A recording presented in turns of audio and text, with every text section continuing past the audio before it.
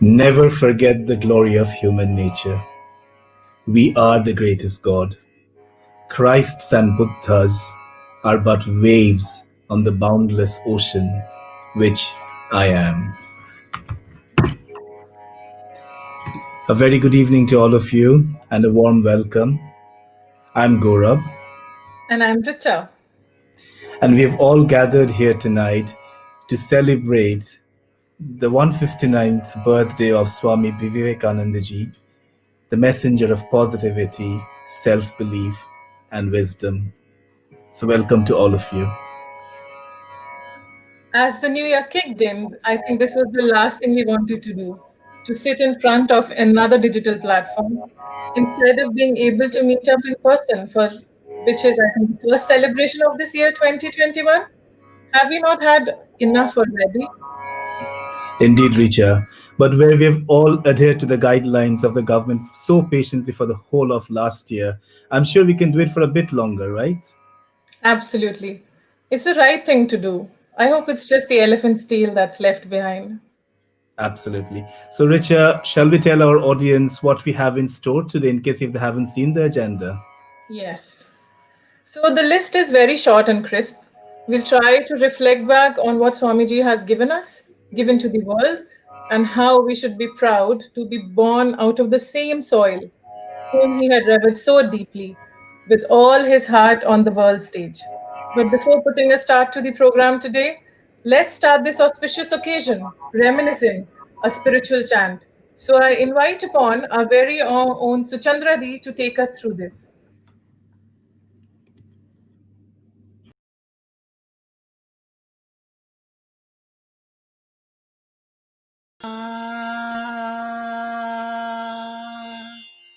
सा रे नो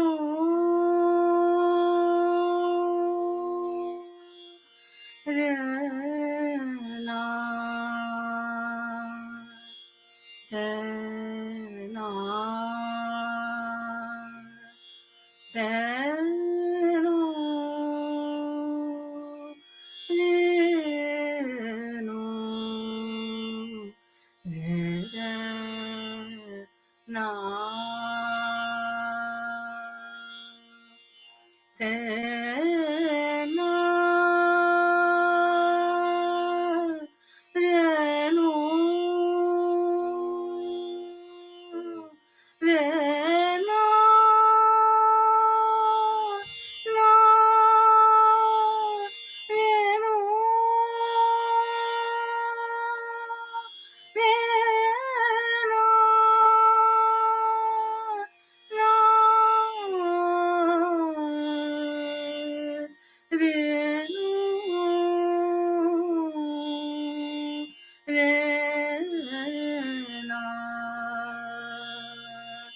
ते नो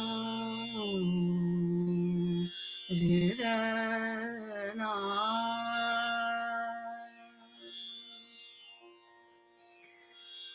पशुपति शंकर महादेव महेश्वर पशुपति शंकर महादेव महेश्वर जटाशीष गंगा डमरू त्रिशूलकर जटाशीष गंगा डमरू त्रिशूलकर पशुपति शंकर महादेव महेश्वर पशुपति शंकर महादेव महेश्वर वामदेव देव आदिदेव त्रिपुरन्तक वामदेव देव आदिदेव त्रिपुरन्तक नीलकण्ठ भोलानाथ परमेश्वर नीलकण्ठ भोलानाथ परमेश्वर पशुपति शङ्कर महादेव महेश्वर पशुपति शङ्कर महादेव महेश्वर कपाल सोहे चन्द्र गले मुण्डन की माल कपाल सोहे चन्द्र गले रुण्डन की माल भस्म अंग छाजित बसन बाघाम्बर सदा शिव पार्वती नाथ विश्वेश्वर सदा शिव पार्वती नाथ विश्वेश्वर जाको सुर साधक पूजत निरंतर जाको सुर साधक पूजत निरंतर पशुपति शंकर महादेव महेश्वर पशुपति शंकर महादेव महेश्वर पशुपति शंकर महादेव महेश्वर जटाशीष गंगा डमरू त्रिशूल कर पशुपति शंकर महादेव महेश्वर.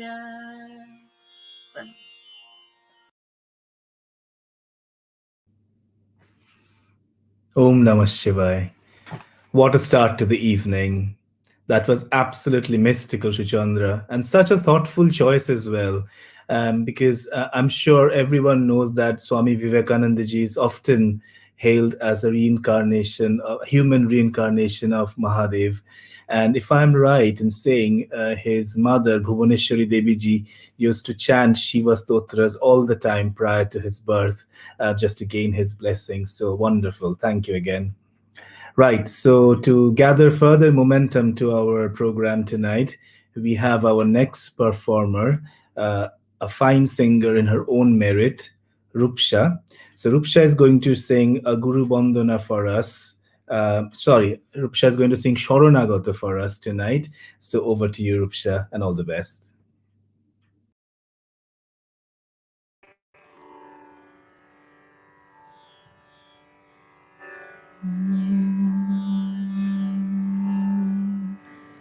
শরণাগত তুমি স্বাগত এসো এসো হে মহামানব শরণাগত তুমি স্বাগত এসো এসো হে মহামানব হয়ে আগত করো বর্ষণ তোমার জ্ঞান তোমার সৌরভ শরণাগত তুমি স্বাগত এসো এসো হে মহামানব তুমি সাধন তুমি পূজন তুমি ভক্তি কুসুম চন্দন তুমি বসন তুমি ভূষণ তুমি কোটির হৃদয় স্পন্দন শরণাগত তুমি স্বাগত এসো এসো হে মহামানব তুমি সত্যম তুমি শিবম তুমি সুন্দর চিরযৌবন তুমি শাসন তুমি বারুণ তুমি শক্তির অনুসরণ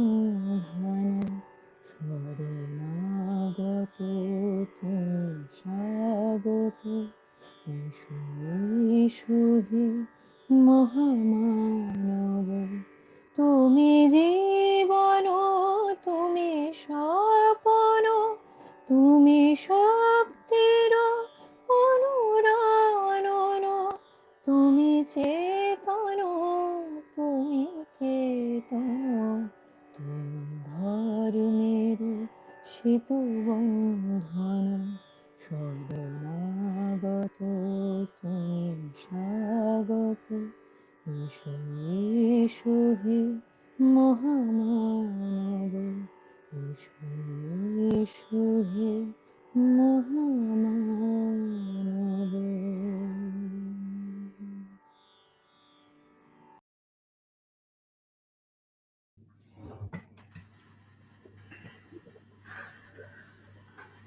That was mesmerizing. What do you think, Gaurabda? Fantastic, as always. Yes. Absolutely. So, Swamiji was a great lover of music as well. Do you know? He said music is the highest art, and those who understand it's the highest worship. Thanks, Rupsha. It indeed took all of us to a different world, I'm sure, for a while. Gaurabda, shall we move on to the next segment now? Absolutely. And we are very blessed and fortunate tonight to have our first spiritual talk of the evening by Swami Sarvasthanandaji. Swamiji is the minister in charge of the Ramakrishna Vedanta Center in UK. And since June 1987, he served in Sri Ramakrishna Ashram in Rajkot in India in various capacities for more than 30 years and is also the editor of the international journal Vedanta, published by the UK Center since 1953. Swamiji represented Ramakrishna Mission in a UNESCO conference on youth and social impact held in Riyadh in Saudi Arabia in May 2017 and then also in Tunisia in September 2018. Since June 2017, he has been appointed as one of the three official monastic representatives of Ramakrishna Mission to the UNESCO events wherever they held from time to time in different countries of the world. So very blessed and fortunate to have with us Swami Swarvasthanandaji, and over to you, Swamiji. Pranam.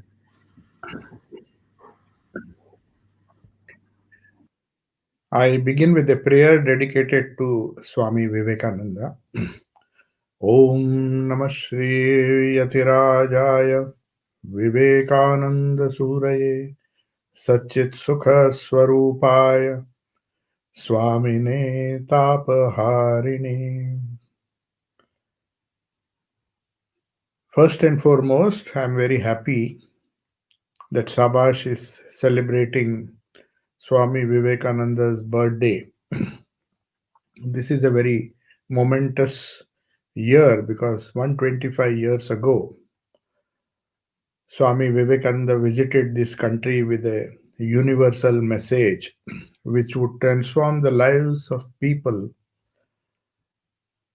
not only in India but all over the world. Every human being is divine. That was the central message. And how to manifest that divinity in every moment of our life is what he preached. His message was very simple, direct, and anybody, irrespective of his caste, creed, religion, nationality, vocation, or ethnicity, can benefit from that message. The topic that has been chosen today is very interesting: Vivekananda in our daily life. In fact, all the prophets and all the great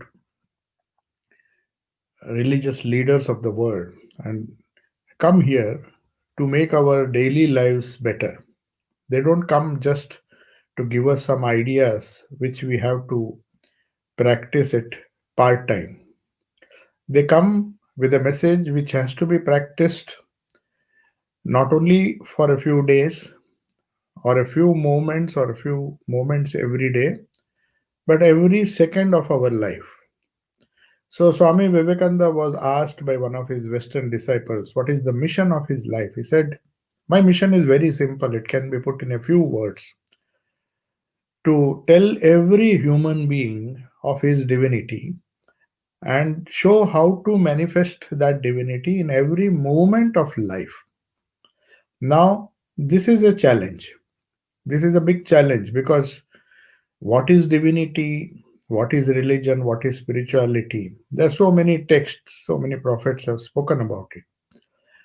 But how to make it manifest, how to convert that divinity into something tangible which will transform our own lives, make our own lives joyful, happy, peaceful, stable, is a very big challenge. There's a huge gap between theory and practice. That is why Swami Vivekananda delivered some 4 or 5 talks in Piccadilly in London 125 years ago. And he named that series of talks and he gave them a special name, Practical Vedanta. So we have 4 talks which he delivered in Princess Hall in London, which form the core of his religion based on spiritual truths, eternal spiritual truths, which can be applied in our day to day life. When he says Vedanta, practical Vedanta, he means this Vedanta has to be practical in our day to day life. So he delivered these 4 lectures, and then there was one more very important talk which he gave, God in Everything. So, in these and many other talks, through his letters, through his complete works, we get a philosophy which is not only simple, direct, but very essential if we want to find some purpose and meaning in life. Now, every human being, to tell you the gist of his message, what does first of all divinity mean?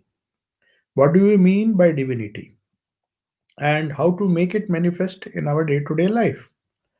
Are these two different things?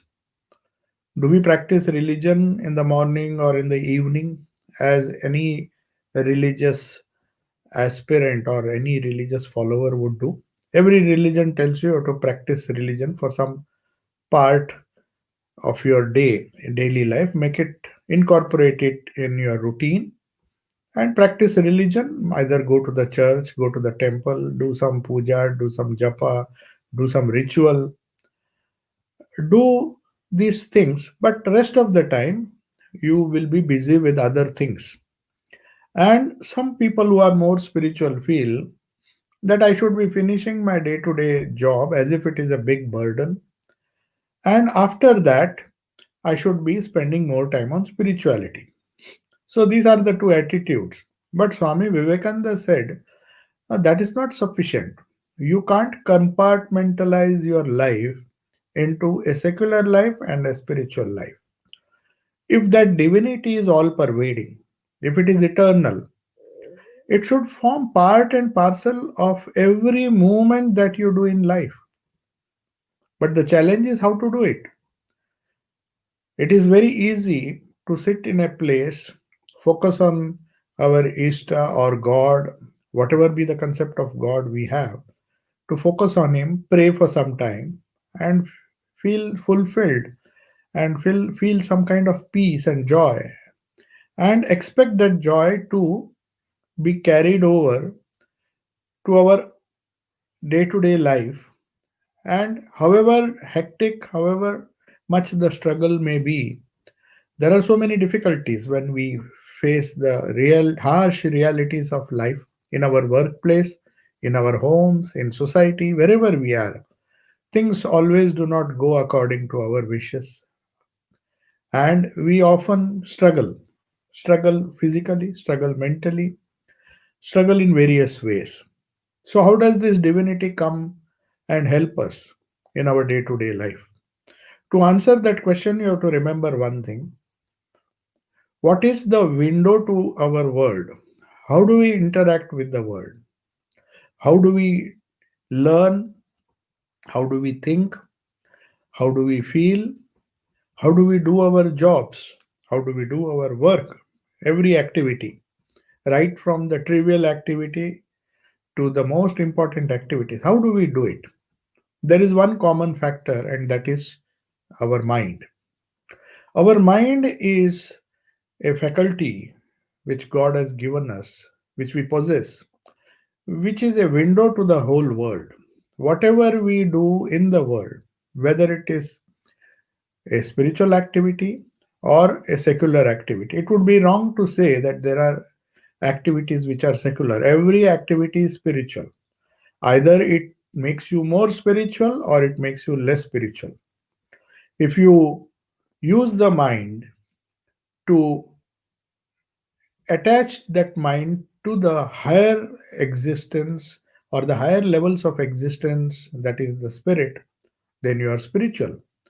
But if you take the same mind and focus it on the lower levels, the grosser levels of existence, like your body and the prana and the things, objects of the world, you become less spiritual.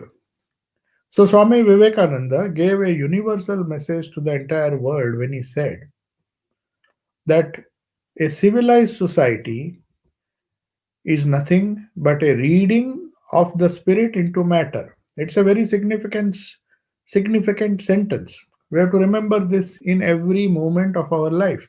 If we want to spiritualize our life, we have to remember what Swamiji says about a civilized life. We think we are civilized if we can earn some money, become rich, become prosperous. Are we really civilized? Are all the rich people civilized?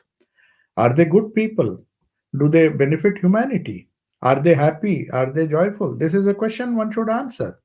Has wealth, has power, position anything to do with civilization? Say a civilized person.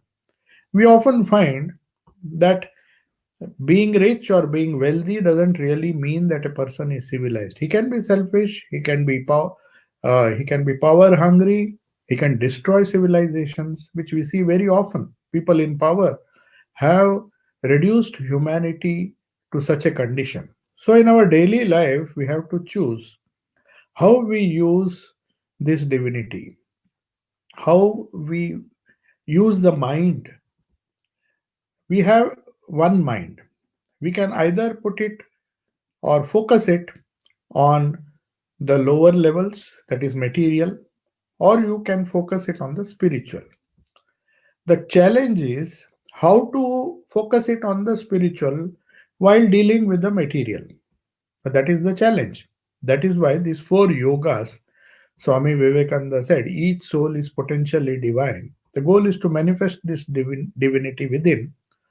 How do we do it? By karma, by work, by worship, by knowledge, or by control of mind. By one or all of these and be free. That is the whole goal of life.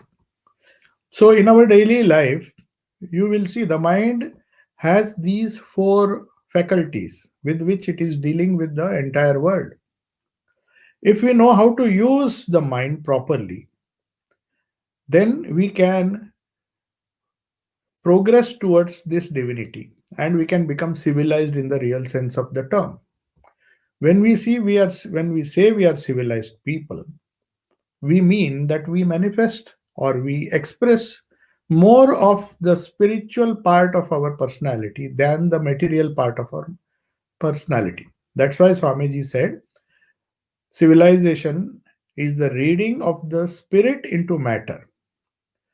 So, when we emphasize the spirit more, the higher levels of our personality more than the lower levels, we become spiritual and we try to manifest this divinity in every moment of life. Now, let us quickly find out how we can do it through our work, how can we do it through our emotions, how can we do it through our thoughts, and how can we do it by controlling our mind. Swamiji said there are four ways. We have to use all these four ways to make our daily life divine. Whether we are doing work, whether we are singing prayers, singing songs, we are using, there are four faculties of the mind which we use every second of our life. Either we think, or we feel, or we do some work, use our willpower, or we meditate, or we restrain the thoughts of the mind. These are the four things every human being does. If you analyze every action of his, he's doing something or the other. If he's working, he's using his willpower. At the same time, if he's working with a lot of emotion, with a lot of love, as a mother loves the child, she is not only using her willpower to look after her child, but she's also using her the emotion of love also. So the emotional faculty is also being used along with the willpower. At the same time, she is using her knowledge. She is thinking. She knows what is good for the child, what is bad for the child. So even a simple action like looking after one's own children involves these three actions, these three powers of the mind. When we focus on bringing up children, we have to remember that we are using this. So, how to make this day to day activity of ours divine? That is the challenge. So, this mind has to be cultivated. And the third capacity, which every human mind has, is to control the thoughts. That is very essential. That is why Swami Vivekananda gave the name Raj Yoga. The power with which we control our will and use it to do work is known as Karma Yoga. The power with which we use our emotion, which is part of our mind, to approach God, to do our work, is known as Bhakti Yoga. The power with which we use our thoughts to approach God or to do our work, daily work, or to express this divinity is known as Jnana Yoga. But there is one more power which is known as Raj Yoga, which can be got through Raj Yoga, is the power of restraining of the mind. This results in concentration. This results in focus. Whatever you do, the work that you do, the emotion that you feel, the songs that you sing, the prayers that you utter with emotion, or the thoughts that you think, the thinking that you do, it all can be strengthened if you have the power of concentration, which is a result of control of the mind. So, Raj Yoga is like a rudder, and Bhakti and Jnana are like the two wings, and the flight of the bird is doing Karma Yoga. So, when we work in this world, which is predominantly work oriented, our lives in the world are predominantly work oriented. We have to use our willpower most of the time, every moment of our time to do our work, whether it is a simple action, a complex action, whether it is our profession, whether it is just uh, maybe brushing our teeth, cooking food, whatever we do, we have to use our willpower. We can also use our emotional power, that is Bhakti Yoga. We can also use our thinking power, do the work rightly by giving by a discriminating mind, by using our buddhi to proper effect, and at the same time develop concentration while doing this work. So, Karma Yoga, Bhakti Yoga, all the four yogas are harmonized so beautifully in our day to day life. So, that is how Vivekananda believed that our daily life can be transformed by using all the four faculties of the mind, the power of thinking, the power of feeling, the power of willpower, the power to do things, and also the power to restrain our mind. That gives the energy for all the other three yogas. Raj Yoga gives. So, restraining of the mind or controlling the mind, though it is one of the most important functions of the mind, it is the most neglected part of our day to day life. And we have to focus on that. So, whether we use bhakti, whether we sing songs, whether we do our work, whether we use our willpower, whether we use our thoughts, thinking, everything should be done with full concentration, and that is Raj Yoga. So, that is how our daily life becomes a challenge, not only a challenge, but it becomes a means to reach that divinity which Swami Vivekananda said, which is the essential quality of every human being. And we have to keep reminding ourselves that our mind has to be always focused on the higher things, things that take us towards the spirit, which other religions say God or the soul or whatever it is, whether you call it a God, whether it is with form, without form, it is the divine essence, the highest spiritual essence within us, which gives rise to peace, joy, and strength, bliss, and all the divine qualities which a God, which gods have. God is supposed to be possessing all these qualities. Is eternal in nature, He is Sat, He is full of consciousness, He is full of bliss. That's the concept of God which every religion teaches us. Any religion you ask, God is the supreme one. So when we try to do all our activities, use our mind. By doing activities, I mean use our mind, to use all the four faculties of the mind: thinking, feeling, willing, and also controlling, restraining of the mind. If we use those four faculties in a proper way, then we will divinize every moment of our life. That is the central message of Swami Vivekananda. How to do it? There are so many ways. Now, because my time is limited, I have to finish within 15 minutes. If there are some questions you can ask. This is the gist of how Swami Vivekananda's central message of making divinity as the main mission of our life, and in the process making our daily life more happy, more joyful, more fulfilling, more peaceful, and more satisfying. That is the only way we can apply Swami Vivekananda in our day to day life. So thank you. If there are some questions, you can ask. I was told that there will be some 10 minutes, so I'll stick to time. I exactly took 15 minutes. If I'm maybe 1 or 2 minutes more, so you can adjust. And if there are questions based on what I spoke in 15 minutes, I think this is the maximum I can do. Thank Anyway, you so much, Maharajji. That was so beautiful and such lovely insightful details on Swami Vivekananda ji. It's always a blessing to hear and listen to you. I wish we could have heard for longer, but this journey will continue for sure. I have a few questions. I'm going to read out a couple of them to you. So the first one is from Abhishek Paja, hmm. and he asks how to hold on to Swamiji's ideas consistently in our daily lives.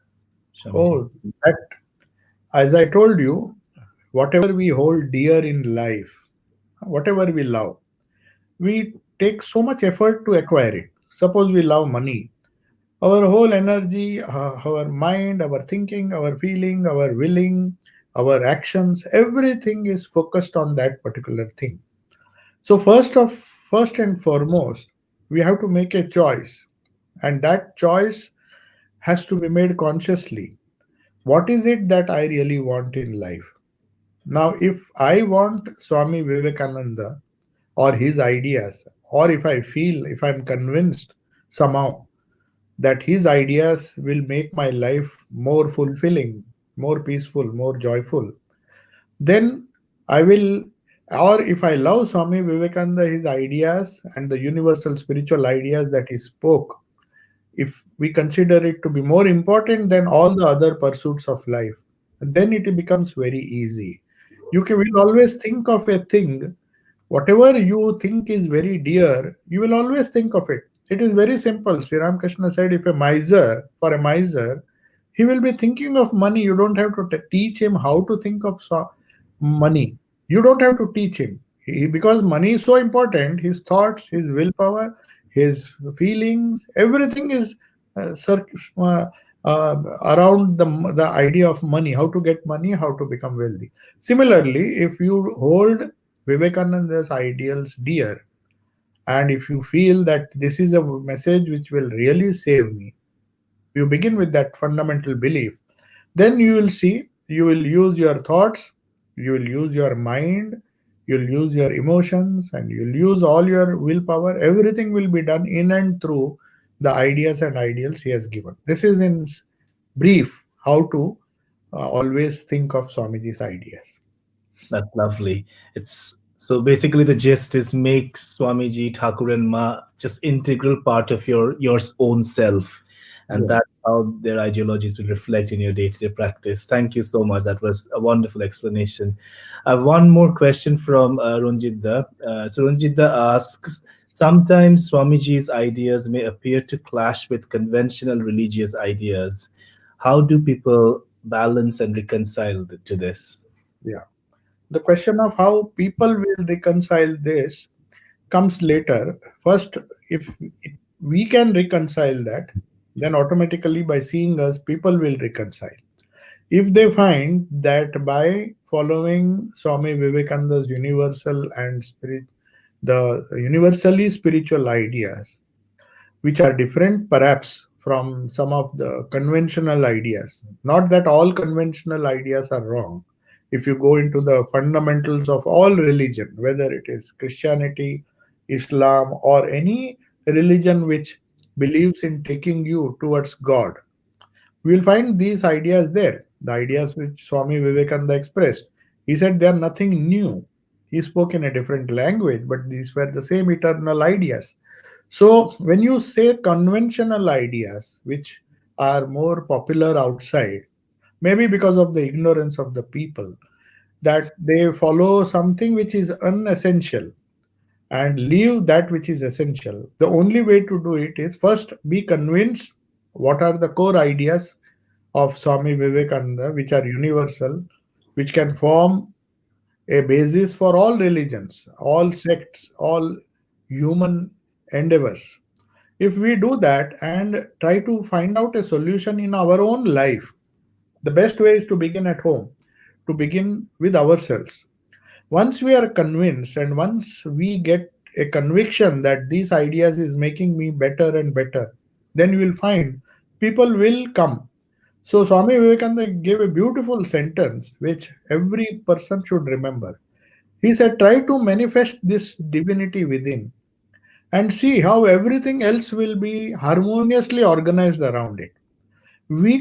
Can't expect harmony outside when there is no harmony inside. So best thing to do is, Swamiji says, all I tell is manifest the divinity within. The more you do it, automatically, like Thakur used to say, Sri Krishna, that when the flower blooms, the bees will come by themselves.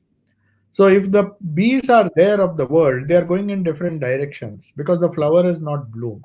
So our only job, as Swamiji explained it, try to manifest that divinity within, and we need not bother about others because they will come if there is some substance in what we do, what we practice. If we become blissful, if we become divine, then everything else, as Swamiji said, will be harmoniously arranged around it. People will start come, people will start appreciating. But we have to first make ourselves divine. Yes. Absolutely. The power of positivity and the power of I am, I suppose. Thank you so much, Maharaj ji. I can see a lot of people are extending their pranam to you. So please I accept our think pranam and love yes, during such difficult times. Please give us the strength to get through this. I'm sure we'll all get through this. So thank you again for such a yes. wonderful talk. Pranam. Swamiji came exactly for that, to give strength. When I'll end with a small sentence which will be Absolutely. happy in COVID days. Swamiji once told the Maharaja of Mysore when he asked, what is life? He said, life is unfoldment of divinity of a being when circumstances are trying to press it down. So we find, whether it is COVID or something else, circumstances are always trying to press us down. And when we try to unfold our divinity in spite of the circumstances, that is life. That is life. Otherwise, if there is no struggle, there is no life. Okay, thank you. Absolutely. Thank you so much, Maharaj ji. Pranam. Thank you again. That was absolutely wonderful, wasn't it, Richa? Absolutely. Yeah. But we need to move on. Such is the norm of life. So, shall we go to the next item on the program list tonight, Richa? Yes, yes. So before the program, I just want to point out, just want to quote something. Swami Vivekananda was not just a great orator, but also a great poet. I'm sure everyone knows that. He's composed not just a few hymns in Sanskrit, but also some famous songs in Bengali. One of his famous poems, Om Reem Ritam, is sung during the evening service in almost all the centers of the order. I'm sure many of us have already heard that. So, I just remember a brief incident when I was a kid and we were traveling in train for a long journey. Especially when I was going to my nani's house. I remember that along with those comic books that we were very fond of, we were also given those small pocket books of Swamiji to read during our journey. And I still remember those times. And just while I was thinking about it, I was just looking for a book. See, I have a small pocket book already with me in my hand. I was having it on my desk. I was reading it some time ago. So I was just trying to remember those lovely times as a child. So when I'm talking about my, um, being a child, I have some very little performers for our next performance, Oshnik and Tushit, who would recite a poem each for us on Swamiji. Can't That's wait. the next thing on the list here. Let's hear it.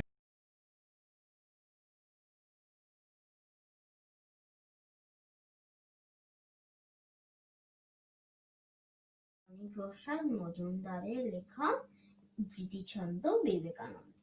বিবেক ভরা আনন্দ যার, তিনি বিবেকানন্দ। অন্তরে তার অসীম অপার প্রীতি গীতি ছন্দ। রামকৃষ্ণ শিষ্য ছিলেন রাম প্রেমে মত্ত।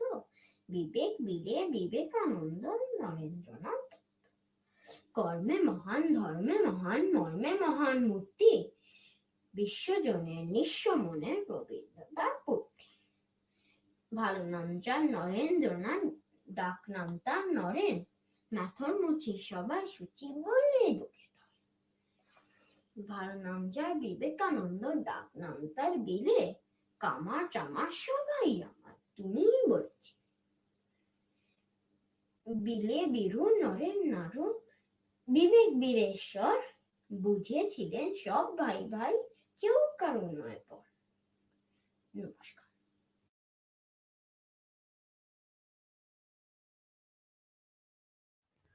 নমস্কার, আমি তুষির চ্যাটার্জি। বিলের ডায়েরি, কবি হিমাংশু দেবনাথ। আমারও তো জন্ম মাগো 12ই জানুয়ারি। আমিও তো বিলের মতো ভাষণ দিতে পারি। তবে কেন চাও না মাগো বিলের মতো হই? কেন শুধু পড়তে বলো সিলেবাসের বই?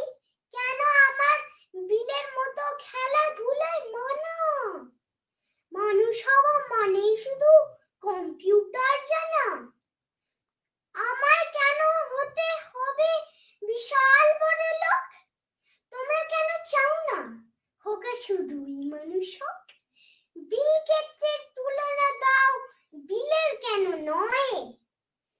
সবার মতো তোমারও কি গরিব হবার ভয়? মাইনে দিয়ে কিনছো তোমার সফল হবার শিক্ষা। বলতে পারো কোথায় পাবো মানুষ হবার দীক্ষা? আমার হিরো বিল গেটস নয়, আমার হিরো বিলে। আমার ভিতর বাড়ছে নতুন বিবেক তিলে তিলে। তোমরা যারে ছুটবে ছোট ধরতে টাকার ফানুষ, তোমরা বড় লোক হয়ে আর আমি না হয়ে মানুষ। নমস্কার।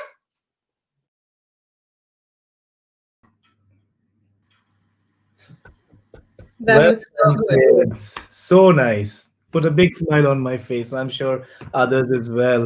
Um, and I'm sure all will agree that Shamiji had a very consistent faith, not just in the youth of the country, but also kids as torchbearers of the future. So well done again to both of you. You did a lovely, lovely job.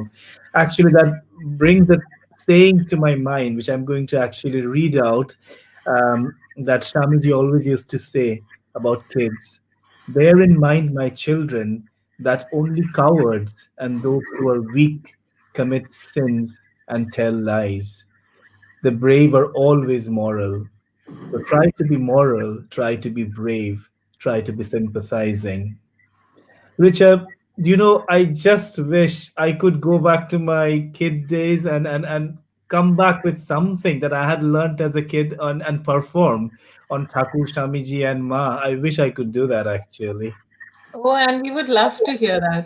We'll keep that in mind, and we won't let you go before you're just telling us something that you've learned when you were a kid. But I'm sure everybody would be, would be waiting for that. So while everybody is holding on, I would magically turn, when I'm magically turning my co-host into a star performer, I would, before that, I would just bring on two amazing talents that we all have in Edinburgh, Abhishek and then Indranil, who are once again going to take us on a devotional journey through their soulful music. We've heard them before many times. So again, presenting to you Abhishek and then Indrani.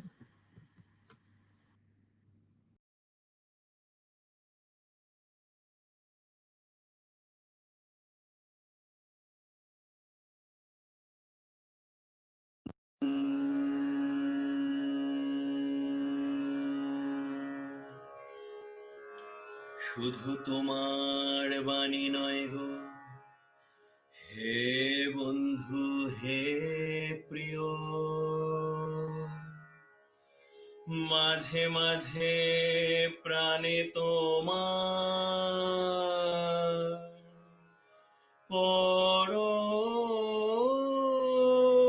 পরশ খানি দিও,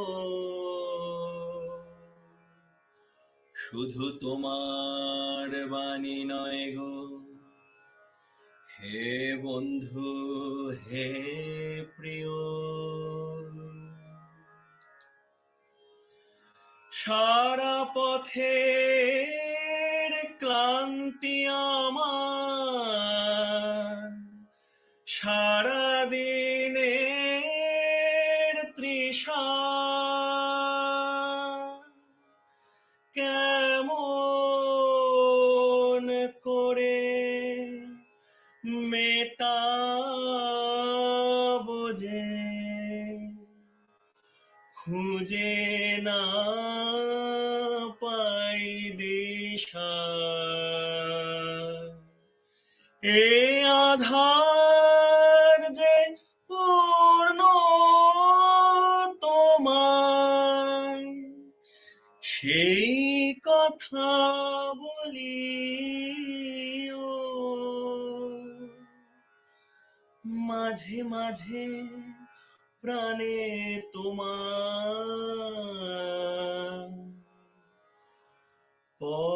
পরশ খানি দিও,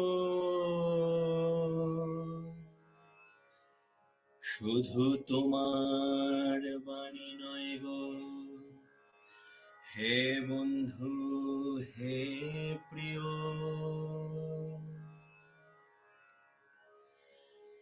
হৃদয় আমার চায় যে দিতে, কেবল নিতে নয়, বয়ে বয়ে বেড়ায় সে তার যা কিছু সঞ্চয়,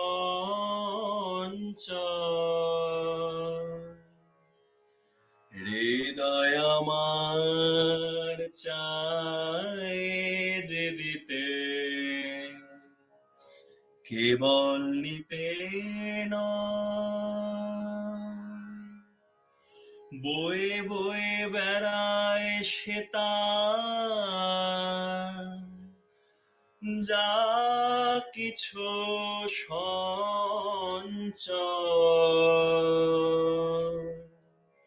হাতখানি ওই বাড়িয়ে আনো, দাও গো আমার হাতে, ধরবো তারে ভরবো তারে, রাখবো তারে সাথে, একলা পথের চলা আমার করবো রমণীয়, মাঝে মাঝে প্রাণে তোমার পরশ খানি দিও, শুধু তোমার বাণী নয় গো হে বন্ধু হে প্রিয়, মাঝে মাঝে প্রাণে তোমার পরশ খানি দিও, শুধু তোমার বাণী নয় গো হে বন্ধু হে প্রিয়। ধন্যবাদ।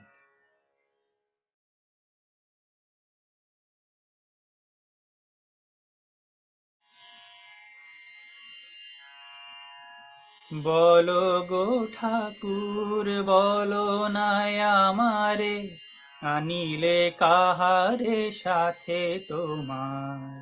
ব্রহ্মতে দীপ্ত আনন, পুরুষ সিংহকে কুমার।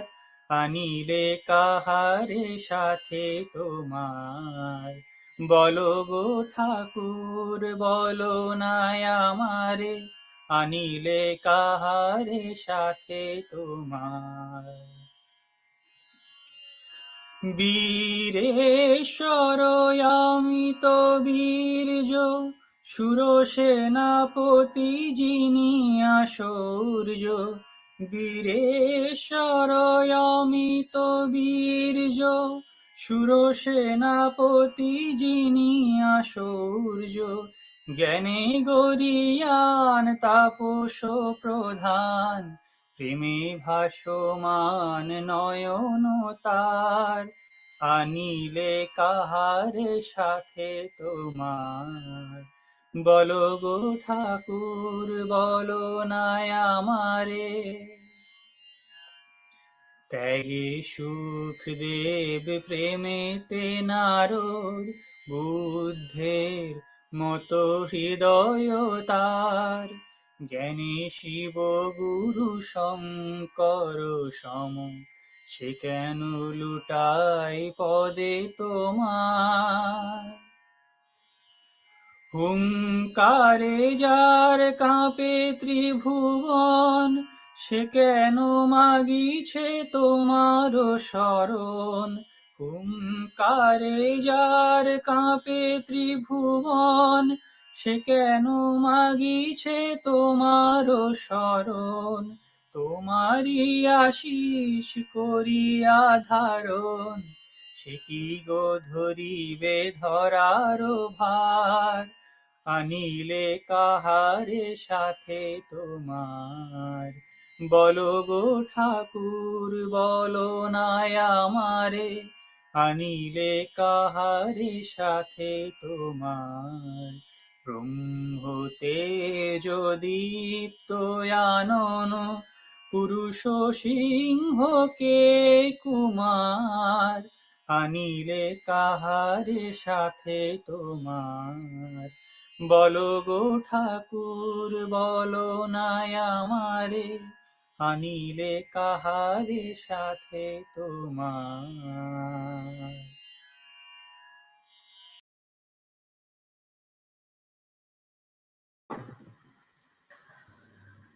Sadhu, sadhu, sadhu.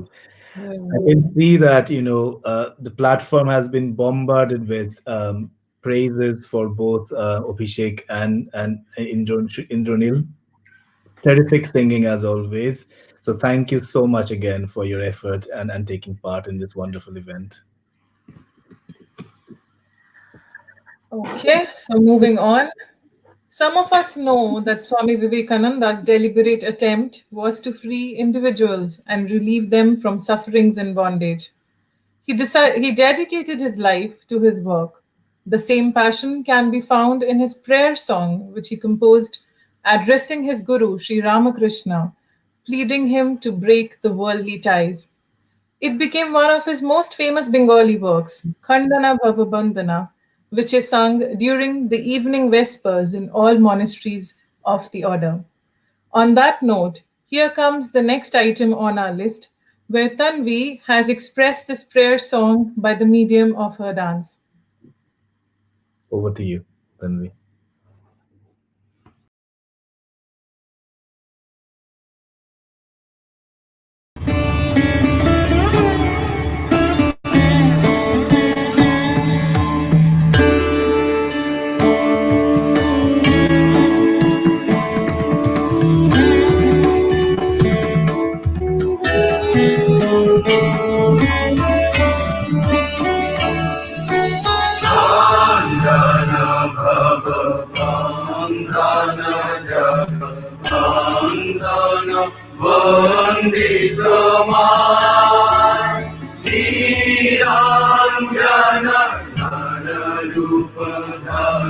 निरञ्जन नररूपधर निर्गुण गुणमा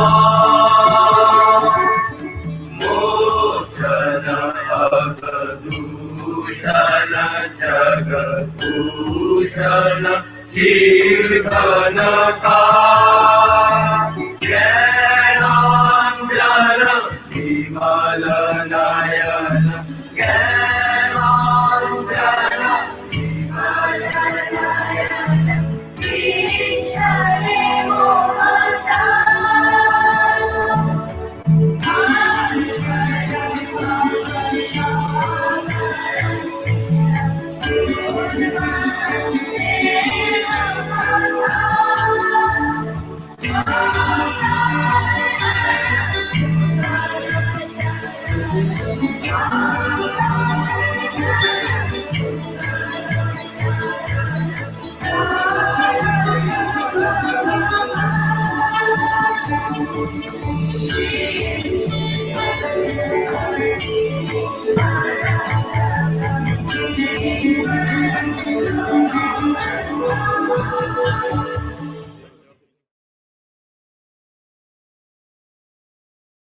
That was so good. That was absolutely wonderful, Tanvi. As always, you have captivated the audience with your wonderful dance performance. I can just see there's so many comments coming in. Keep them coming, by the way. It shows the appreciation to people who have taken the endeavor to just participate in this wonderful event. So thank you for commenting as well. Shall we move on? And moving on, it just brings me my thoughts back to Swamiji and his inspiration for the youth. And Swamiji's mantra was actually evergreen. He said, if we're not able to see God in other humans and ourselves, then where can we find divinity? As one lamp can light thousands of lamps without diminishing its own light, and Swamiji was that lamp for me who has lit the lamp and the light for generations to come. And I'm sure Risha will agree, what better way of letting the generation, the youth of today from Edinburgh, to share some perspectives of them on how they interpret Swamiji. And I think that would be a wonderful way to celebrate his birthday as well. What do you say? Rightly said, Gauravda. Our next event is therefore a short series on life stories on Swamiji by our loving teens. Please welcome upon Ritika, Soham, Abir, Arushi, Aryan, and Arnav to run us all through these.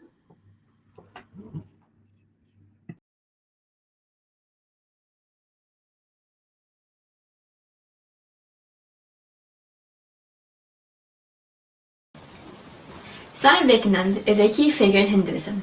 Learning about him has inspired me to take into action more of his teachings in my day-to-day life.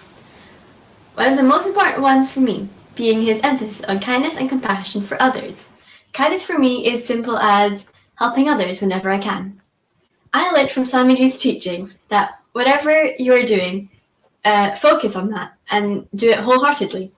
I try to follow this by making sure I give my 100% without worrying about the outcomes, whether it's a school exam or a simple stage performance. Swamiji's teachings about education made me understand that it's not just about academic work.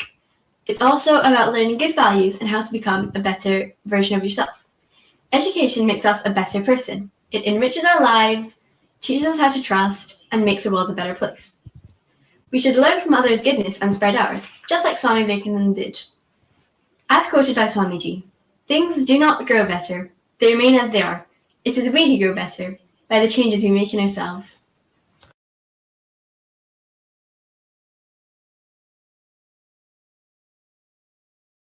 Just his mere posture and the way he carries himself fills you with many outstanding and prominent qualities. These qualities all put together is a very rare combination to find in a normal, mortal human being. These qualities include honesty, determination, confidence, truthfulness, renunciation, and many, many more. But what really touches me is Swamiji's capacity to instill self-confidence in others. Emma Calvé, for example. Emma Calvé was a renowned French opera singer who had the good fortune to come across Swamiji in her lifetime. She happened to meet Swamiji in one of her tours in Chicago, where I happened to be where Swamiji was also present at the time, for his lectures. Emma had been deeply depressed due to unfortunate recent events, to the point where she was actually willing to give up her own life. So when she came to Swamiji, Swamiji instantly sensed her pain and cured her by instilling self-faith and confidence in herself. And then there was no looking back after that. She had finally moved on positively. But Emma wasn't the only person Swamiji helped inspire. Amongst the numerous people he had influenced, there was the great American industrialist John Rockefeller, whom Swamiji helped to channelize his wealth to the distressed and poor. Swamiji said, "Be a trustee, not an owner of wealth." There were others like Thomas Edison and Nikola Tesla, who were highly influenced by Swamiji's Vedic ideas. Josephine MacLeod very rightly puts her views of Swamiji when she says, "When I met the Tsar of Russia, I felt how great he is and how insignificant I am. But when I met Swami Vivekananda, I felt how great he is and how great I am." That's the speciality of Swami Vivekananda.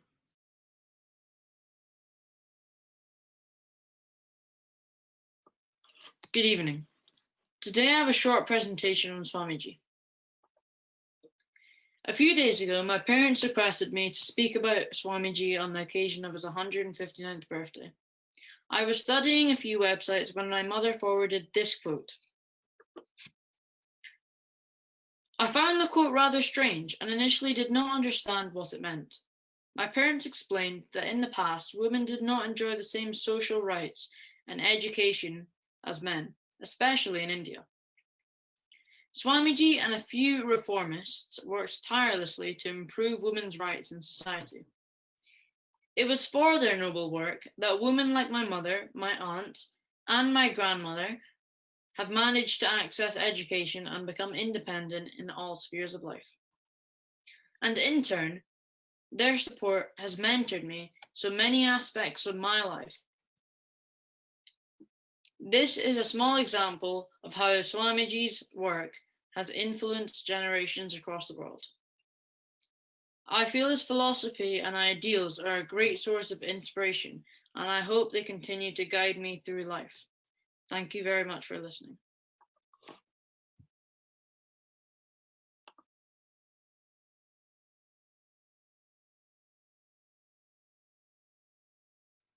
Hello, good evening all. Remembering Swami Vivekananda on his birthday, I would like to start with Swami Vivekananda's well-known quote. This was a great fact. Strength is life, weakness is death. Expansion is life, contraction is death. Love is life, hatred is death. What makes a man stand up and work? Strength. Strength is goodness, weakness is sin. I would like to elaborate on this by saying strengths are tasks or actions we can do well. Knowing our personal strengths and weaknesses can help a lot doing in choosing the right career or making good decisions. Because if we are able to focus on what we do around our personal strengths, we have the chance to create something remarkable while making it look like it's almost effortless for all of us. I think our biggest personal strength is what is easy for us, and probably not easy for everyone else. This is what we can do best and where our real talents are. If we all want to have a comfortable life, we should focus on using those strengths to the fullest, because that's where we have a competitive advantage and where we can create the most value for other people. I would conclude with another famous saying of Swamiji: never be weak, you must be strong, you have infinite strength within you. Thank you all for listening.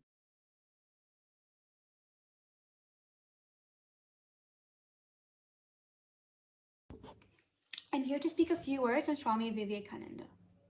Swami Vivekananda was a renowned writer, scholar, thinker, saint, and philosopher of contemporary India. He was born on January 12, 1863, in the city of Joy, Calcutta, or Kolkata as known now.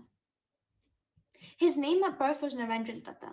His father, Vishwan Datta, was a learned man who had profound knowledge of both English and Persian. He was also a successful lawyer in the Supreme Court of Kolkata. Naren's mother was a pious woman who influenced him from his childhood. She played a major role in shaping Naren's character. Young Naren studied in the Metropolitan Institution at Kolkata. He completed a Bachelor of Arts degree in 1884 at the Scottish Church College. Naren was also an excellent singer. Naren was very keen to see God face to face. He had spoken to many religious saints about his aspirations, but no one could help him realize his dream. Ramakrishna Dev said to Naren, "You could see God in the same way and form as someone can see you." Naren was restless, and meager words could not convince him. So he wanted Ramakrishna Dev to demonstrate it to him. As time passed, Naren had a wonderful, heavenly experience of realizing God. He became the most dedicated disciple of Ramakrishna Dev. The most important lesson from his guru was, each one of us can experience God by serving humanity. With the knowledge and teachings of Ramakrishna Dev, Naren established the Ramakrishna Mission on the 1st of May 1897. The mission even today offers voluntary welfare, work for the poor and needy people. Naren was called Swami Vivekananda after he renounced material life.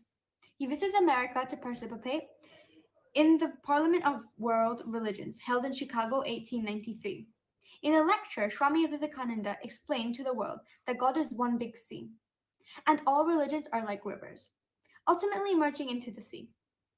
Swamis believe in the eternal truth of one God, could avoid hatred amongst the people. People in the conference applauded and greatly appreciated his views. Many people became his disciples, who later joined the Ramakrishna Mission. Swami's teaching have left a great impact on the Indian socio-cultural tradition. He was a great follower on Vedanta. His teachers focus on the themes of Vedas and Upanishads. He believes them to be the great source of energy, wisdom, and strength. He preached, man is the builder of his own destiny. Even human being with his own capacity can guide himself and at the same time can play a key role in the society. All healthy social changes are the result of the spiritual forces working within ourselves. Swami, in his teachings, had emphasized great significance to the role of education in building the society. For him, every single soul is divine. The aim is to channelize this divinity within by controlling nature's external and internal nature. The divine soul of Swami Vivekananda left this world on 4th July 1902. Swami was a role model for not only the people of his country, but the whole world.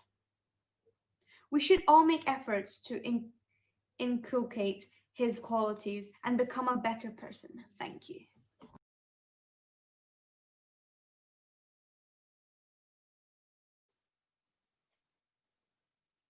Good evening. Swami Vivekananda inspired millions of youth throughout the world with his teachings. Today, I would like to highlight about concentration of our mind by saying that Swami Vivekananda favors this quote: "The powers of the mind are like the rays of the sun. When they are concentrated, they illumine." The process of concentration is a very important part of what we do on a daily basis. Without the ability to concentrate, thoughts could be lost and memories wasted. For example, when studying for an exam, we study by concentrating. We read, focus on the key words. In addition to the phrases and exercises that will assist us with remembering the details, Swamiji said, "The power of concentration is the only key to the treasure house of knowledge." Swamiji once said to the children who are not able to aim well on their targets, "Whatever you do, concentrate all your attention on it. Think of nothing else. If you are shooting, keep your mind only on the target. Your aim will not fail. Concentration can work wonders. Even when you are studying, think of only the lesson at hand. Then you'll easily remember what you studied." It is easy to assume that highly intelligent people were born with a bigger brain or larger capacity for learning. However, it is also fair to assume that enhancing the way we think and focus can ultimately produce better concentrating skills. In essence, concentration is an ability we are able to maintain and enhance to better ourselves. Hope you all enjoyed listening to me. Thank you.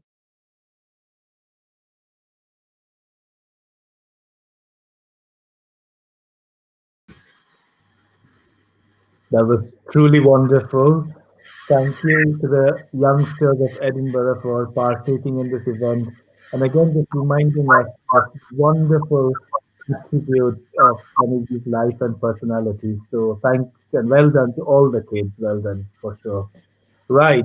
So shall we move into the last but definitely not the least segment of this event tonight, Richa?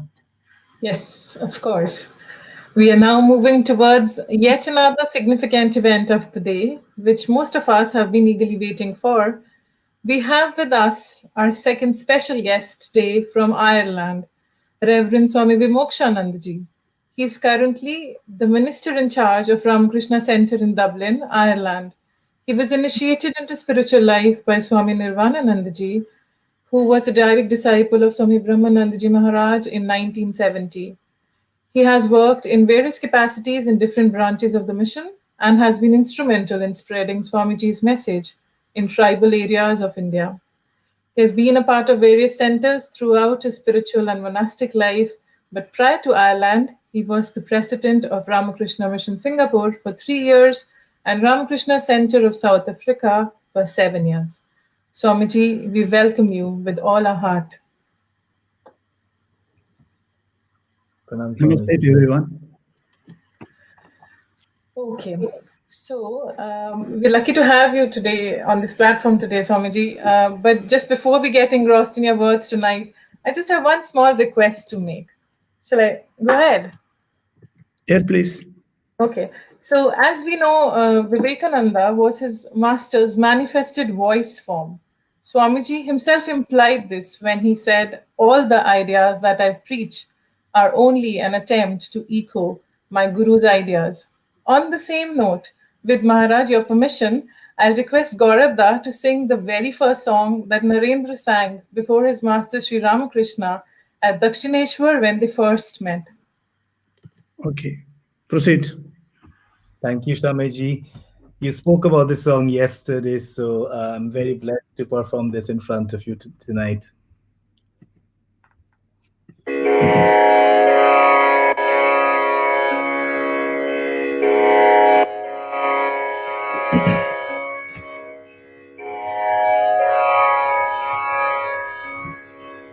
সংসার বিদেশে বিদেশের বেশে ভ্রম কেন অকারণে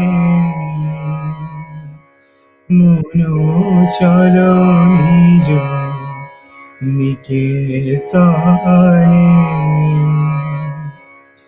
মন চলো নিজ নিকেতনে বিষয় পঞ্চক আর ভূতগণ সব তোর পার কেহ নয় আপন বিষয় পঞ্চক আর ভূতগণ সব তোর পার কেহ নয় আপন পর প্রেমে কেন হয়ে আছে তন ভুলিছ আপন জানে মন চলো নিজ নিকেতনে সত্য পথে মন করো আরোহণ প্রেমের আলো জ্বালিয়ে থাকো অনুক্ষণ সঙ্গেতে সম্বল রাখো পুণ্য ধান গোপনে অতি যতনে লোভ মোহ আদি পথে দোষগণ পথিকের করে সর্বস্ব মোশন পরম যতনে রাখো রে প্রহরী সমদাম দুই জনে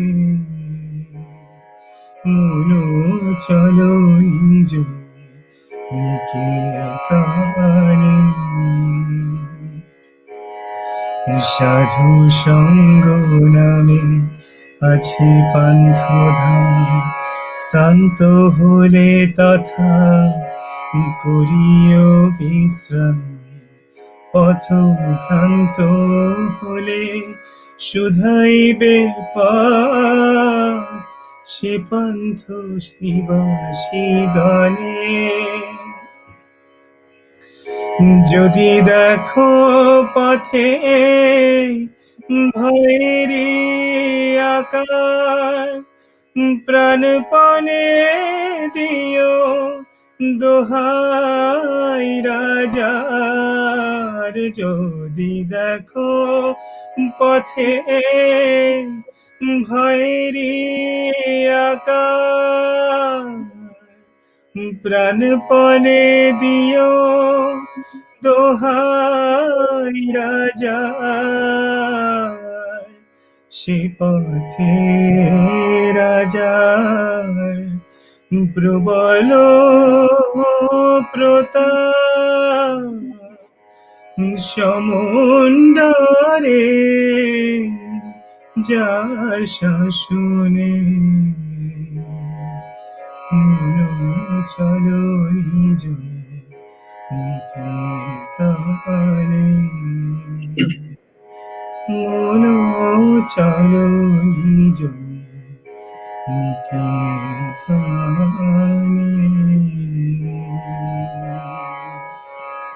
জয় ঠাকুর, জয় মা, জয় Swamiji. That was simply outstanding. Not just me, everyone watching live with us would echo the same. Gaurav, I told you I'll give you a chance to speak, to make us hear your wonderful, wonderful voice. So before Maharaj starts today, I'll request everyone to please post your questions if you have any for Maharaj in the comment section. And we might not have enough time, but we would like to take at least 2 questions for Maharaj. With that, I'll request upon Maharaj now to please take over.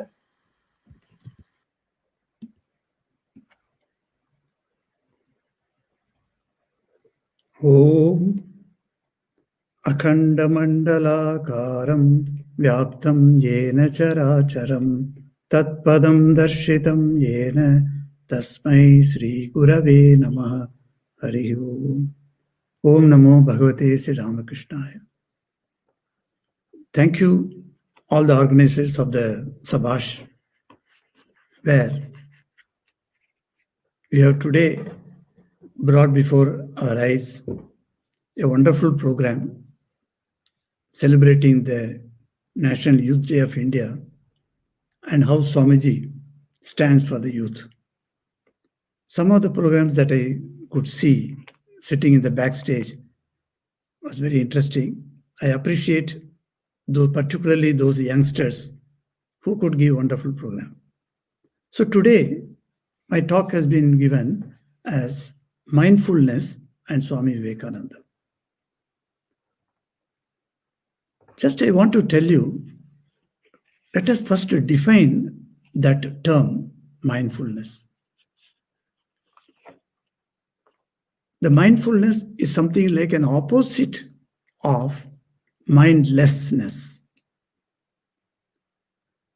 So you understand in what way or what situations we consider as a mindlessness.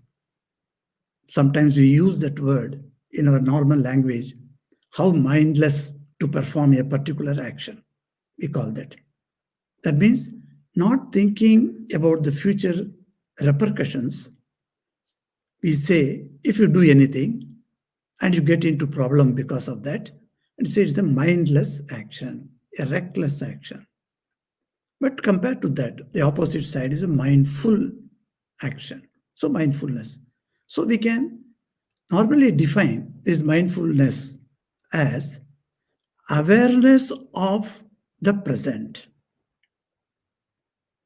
awareness of external circumstances around me, and those sense objects that are in front of me, they impinge on my senses, the five sense organs I have got. I'm able to receive them, and that is mindfulness. This is the general accepted definition in the scientific circles. But they add one more thing, that the awareness should be non-judgmental. That means your idea about a particular person, particular object, or a particular situation may be colored by your past experiences. Those things should not come into the picture today at this moment. If that is so, then you are in a state of mindfulness. That is the accepted definition. So, on the basis of that, modern psychology and psychiatry, and also a lot of clinical studies in various universities have taken up this mindfulness subject, and they have found out it has got a lot of benefits to the humanity. If any person can practice the art of mindfulness, they find that it helps that person. In what way it helps? It removes or reduces the level of anxiety. If the anxiety is at this level, then it comes down like this. If a person is unable to sleep because of the crowding of thoughts, insomnia, so it has been found it very helpful. So there are physical conditions as well as mental conditions. This practice of mindfulness has been considered as a very healthy, a very good remedy for many of our ills. Because individually, if I am okay, then my family members are okay, then my neighbors are okay, then the society where I am living, they are okay. So the core is going to the one individual. That individual, if he is not okay, he can create disturbance in the family can disturbance with the neighbors, and the neighbors can disturbance with the society. So Buddhism took up this mindfulness very seriously, and they have done a wonderful study and also practices. So in Buddhism, it is called sati. The pronunciation of Buddhism, mainly the words from Pali is used, as we used Sanskrit words in our vernaculars. Likewise, Buddhism goes to the Pali language, which was spoken by Lord Buddha. So the Pali language is, there are scriptures written in Dhammapada, etc.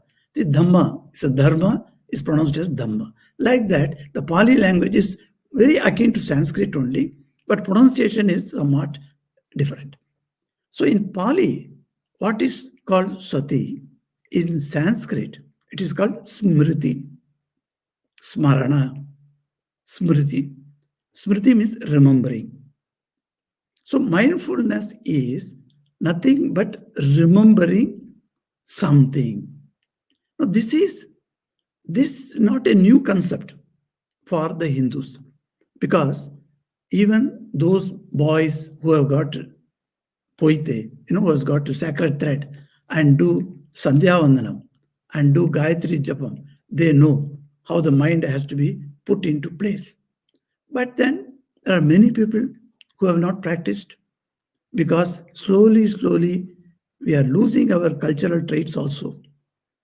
But sitting in a country that is away from India, you people are now studying Swamiji, hearing about Swamiji, thinking about Swamiji's thoughts. It's a very good sign that you are not cut off from your roots. So in Hinduism, we find from the ancient time onwards, sage Vishwamitra discovered a mantra. So it's called discovery. The mantra is there. The Vedic values or the Vedic mantras are always existence. That's why Hinduism says that Vedas are eternal. And it says Aupureshaya. That is a Purushaya. That means it is not spoken or invented by human. Then what it was? These are all thoughts. These are all laws called spiritual laws. Like Newton's laws. The force of gravity. Was it existent before Newton found out? Yes, it was there. The apple fell from the tree every time. But he discovered that particular law was hidden. So what the scientist did? He discovered it. So in the same way, it is said that Vedas contain those thoughts which are always like the force of gravity. So now these things are also there. So Vishwamitra discovered one such thought. That was the power or the divinity or the glory of effulgence power, which is within sun, the sun star that we see on the sky. That's power. May that power infuse within me and impel the mind that I have. So the attention from outside objects that is external to me is now turning inside towards me. And that is called Gayatri Mantra. So from that ancient time, that the importance of being mindfulness was taught to us. In Swamiji's time, Swamiji saw a great defect in our life. What has happened to our civil life after the 200, 300 years of slavery, I should say, with the outside forces coming and taking over and ruling us? So we have been slowly losing touch with our roots. And that happened even in Calcutta at that time when Swamiji was there. So Swamiji went around. He wandered all through India. And he saw, to his great dismay and disappointment, that the youngsters are not having any type of control on their mind. So what is mind then? So Swamiji gives us a beautiful explanation of, say, you take up this particular cup. Say I'm showing you as an example. Swamiji says glass. So I'm taking a cup. Now this cup has got surface. Up to the surface, up to the brim, I have filled it with water. This surface portion is called conscious state of mind. Now within that, you go up to this, say 10% of the glass, you take it. And below the 10% of that glass, what is this? This Swamiji calls it subconscious level of mind.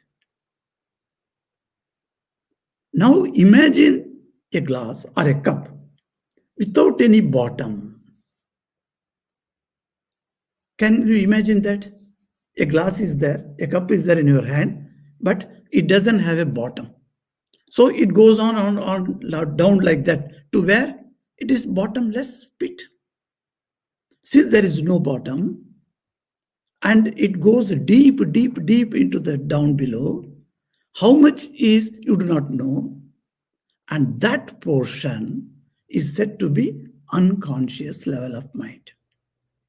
So Swamiji in Raja Yoga describes the mind into 3 levels. One is the external awareness, that is called conscious, and little below that is subconscious, and further below, which is bottomless pit, that is called unconscious. So all our experiences that we gain through our 5 sense organs, they are all stored somewhere. No experience is forgotten. Though we may say that I forget these things, if you ask me to repeat something from the scriptures, perhaps I may forget. I will say that, oh, today I have forgotten it. We all say that. sitting in the examination, the question, you see the question and you understand, oh, the answer I have read very well. But at that moment, it is not coming to my mind. You are not able to retrieve that fact to your conscious level. It is there somewhere. So where is there? It may be in the subconscious or in the unconscious. Within 2-3 minutes of thinking, trying to remembering, at that time, you get it.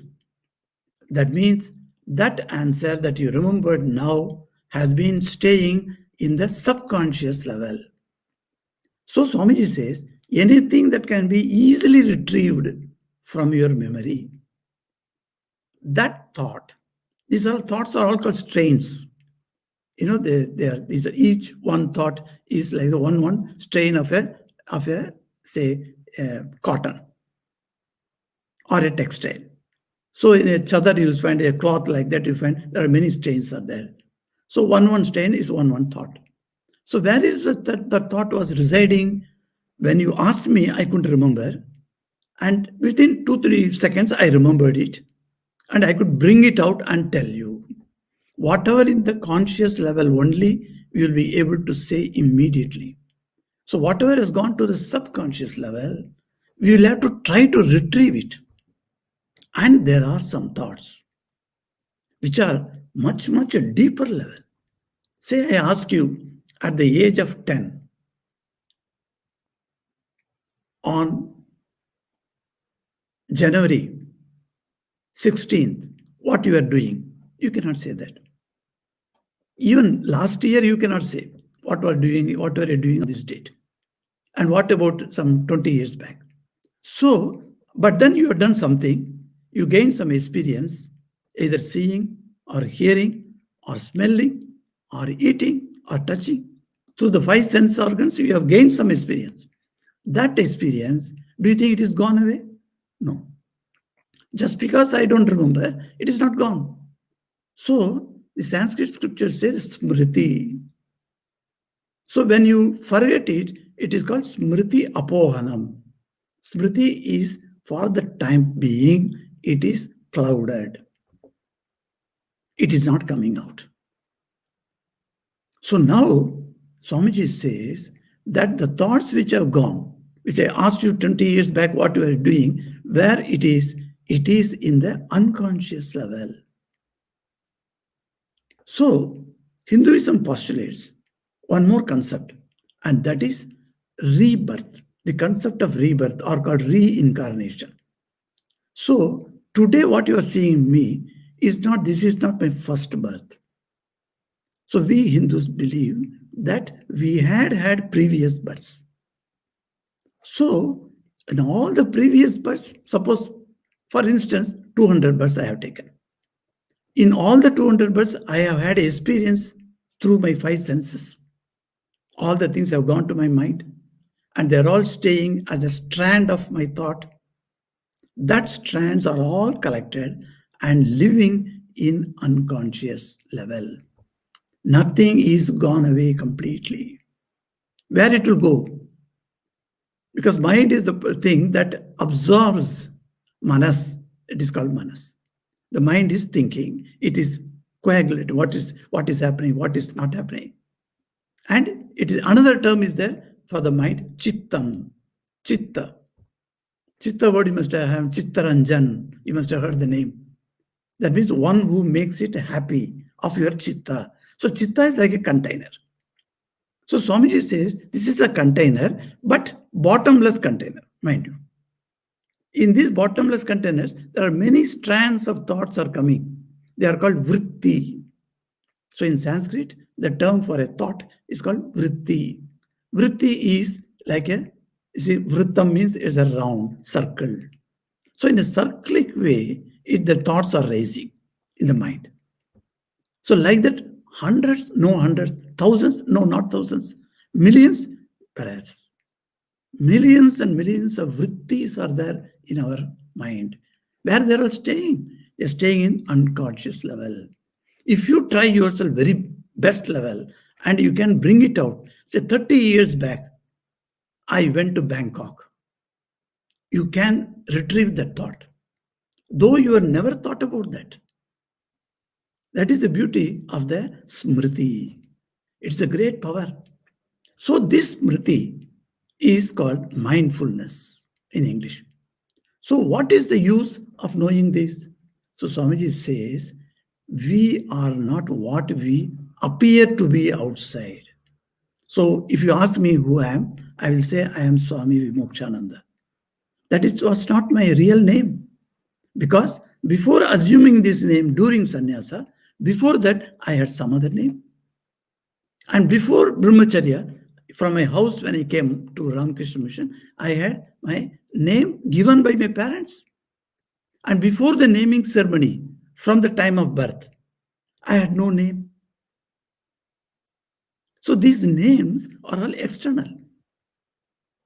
So if you ask me who I am, what I am telling you is only partial truth. An appearance only I am telling you, not the truth.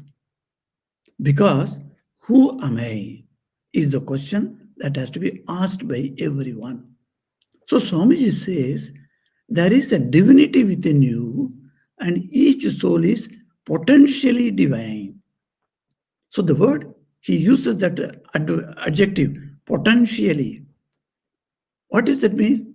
That has not yet come up. It is not yet manifested. That is what it means. So this manifestation has not yet happened. It is lying, sleeping as it were. And that is our true personality. So who am I? I am that divinity. So in Sanskrit, our sages have invented a very beautiful term for that. You must all know, all the children who are listening to me, you must see that this term is a very peculiar term, exclusively used in Hinduism. And later when Buddhism came, they also used it. They called it Atta. In Hinduism, in Sanskrit, we call it Atma. So it is called Atman. In English, we write Atman. So this Atman is a divinity. That divinity is named as Atman. This Atman has got no equivalent English term. I'm sorry. I cannot translate this because it is not translatable. Untranslatable word is this Atman. And that is the real nature of me. So I am that Atman. That Atman, what is its nature? Its nature is potentially divine. That means it is all powerful. It has got no death because it has got no birth. Death comes only when you are born. If there is no birth, how can death be there? Simple logic. So there is no death. So deathless, birthless.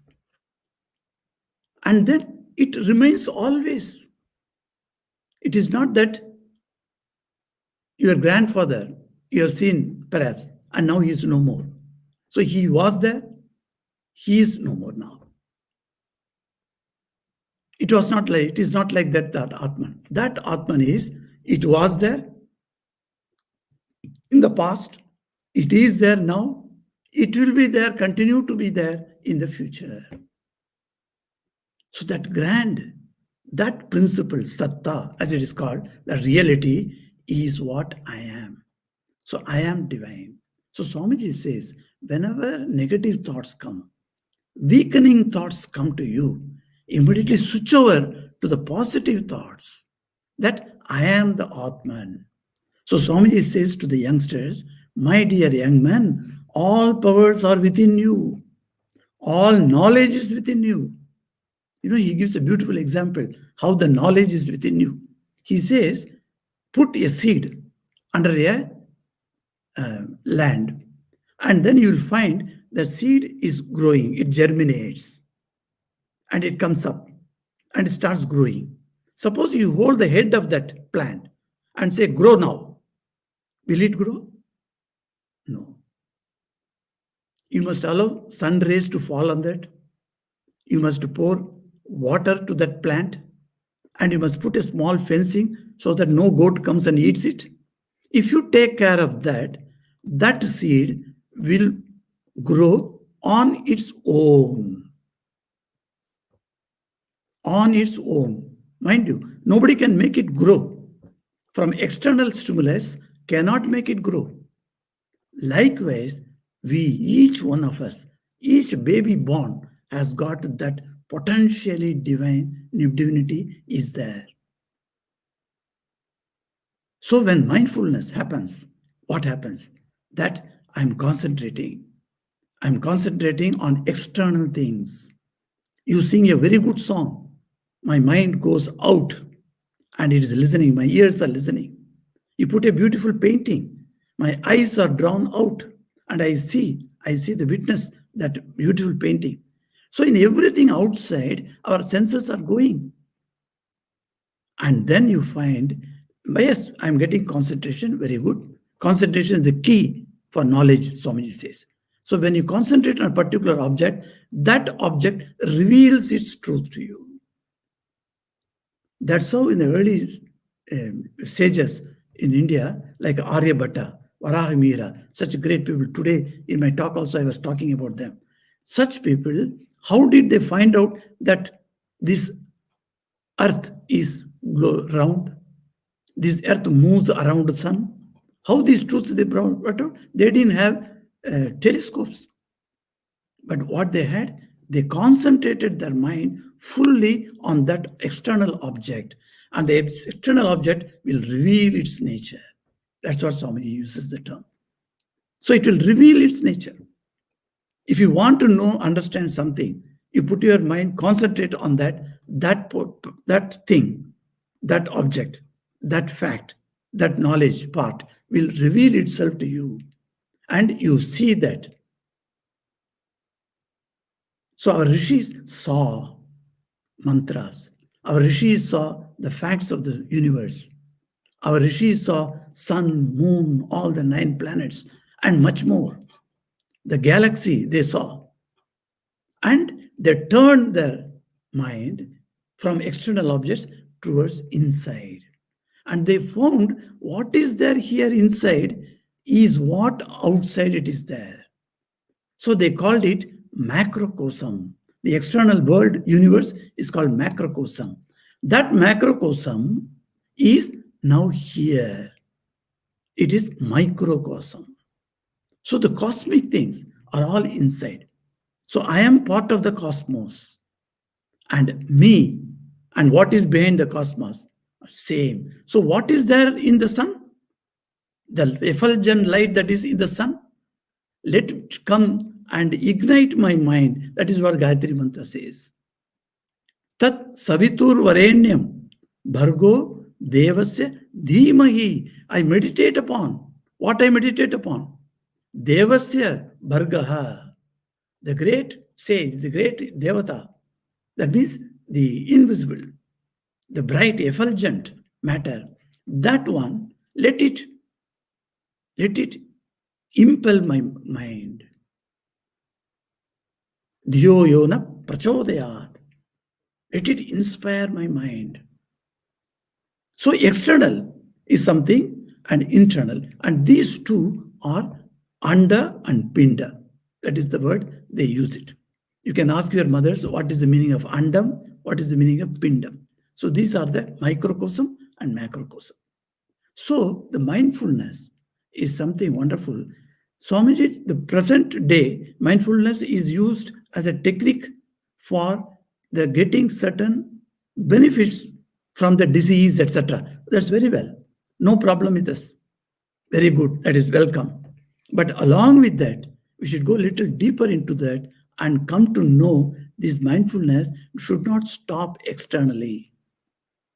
It should turn our focus into ourselves inside and see, and you will find a great mine. It's not gold mine or diamond mine. Platinum mine is there.